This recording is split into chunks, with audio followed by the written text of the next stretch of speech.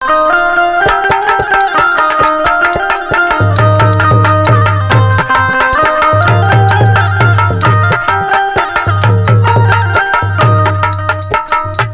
भैया, ये हमारे बड़े भैया अमित यादव जी की देखरेख में एक निर्गुण भजन आप लोग के सामने पेश में कहना है।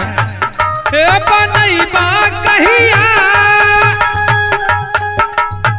हे बनैबा कहिया, सब कर बिगाड़ी बनावला मोरबा बनैबा कहिया।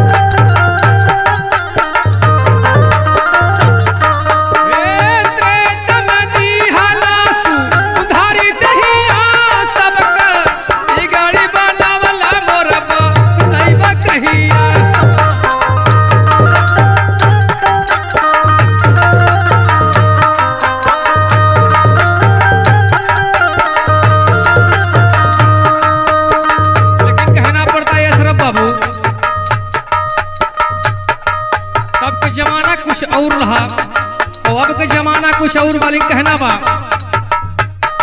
हे पमुआ पखारी के वट परवा उतारला,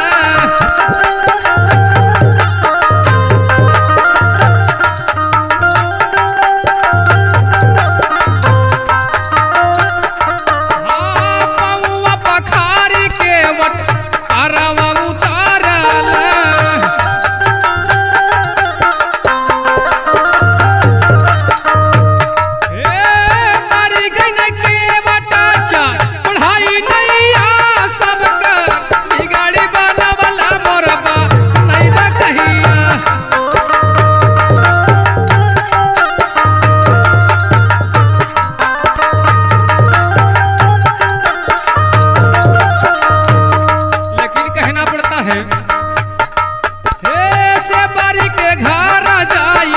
झूठी बेरा खाईला,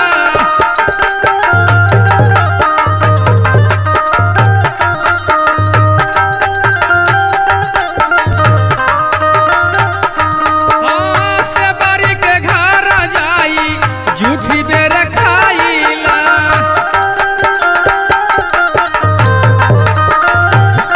हे तारी गईना से मारीला गा के नहीं आ सब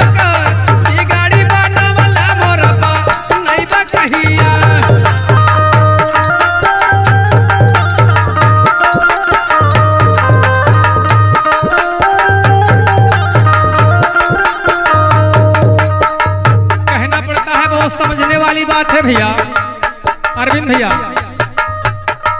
हे खंभा के भारी हिरणा का सबके मारला,